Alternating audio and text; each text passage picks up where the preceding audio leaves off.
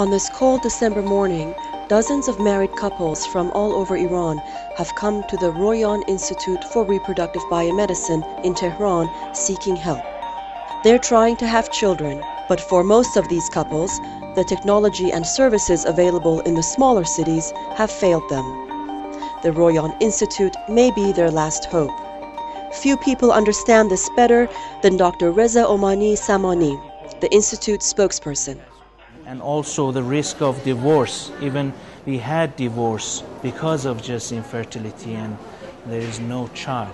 And so because that child is very important, they do everything to have this child. Infertility for married couples in Iran remains so taboo that the popular filmmaker Daryush Mehjouri made a hit movie about it called Layla.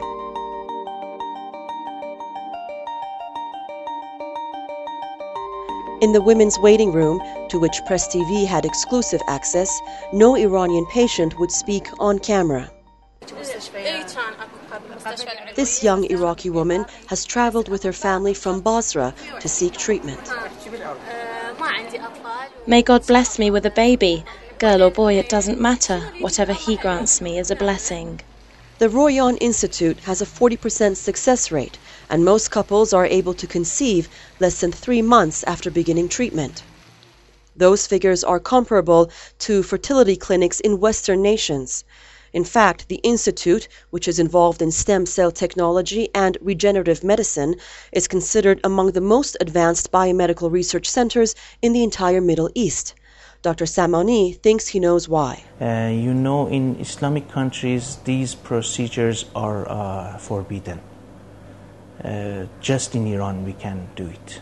Most of Iranians are Shiite, and Shiite clergies believe that when there is something new, that we cannot find equal terms inside our Islamic sources, we can find out from the guidelines what should be the Islamic idea about that.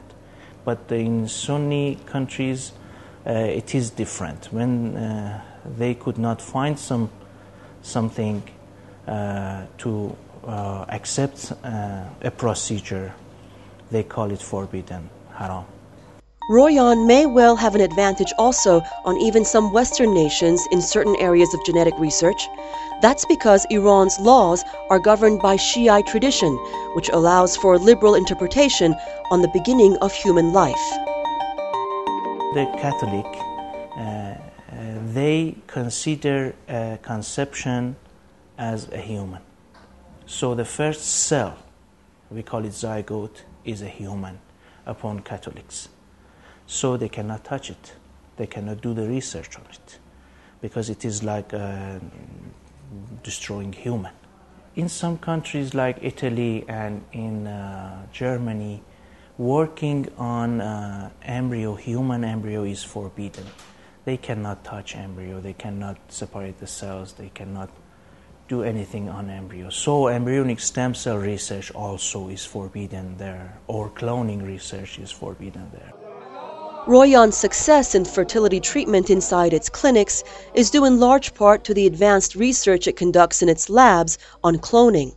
The Institute's main laboratories in Esfahan were the first in Iran to successfully clone a sheep, a breakthrough in Iranian gene technology that garnered international attention in 2006.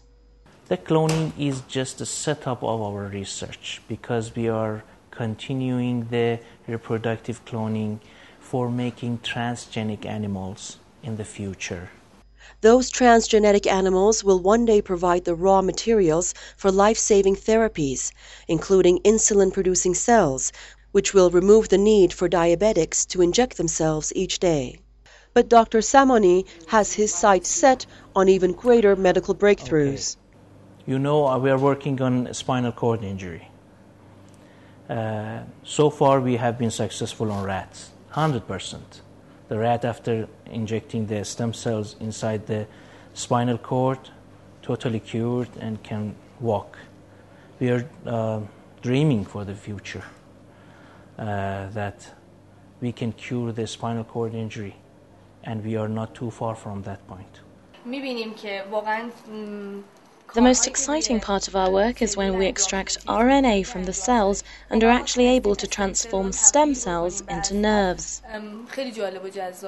But with technological advances coming at a rapid pace, can Iranian law and society keep up with the ethical issues surrounding cloning? But in human, it is unethical. To do the reproductive cloning means getting birth of a clone human. It is against the Islam, against the ethics and everything. And some ethical question. Can we get the oocyte or egg of a woman to make a clone embryo? Or we cannot? We don't have the answer. This young Iraqi woman from Baghdad isn't thinking today about the science behind the therapy that will hopefully help her become a mother. She's already named her future children.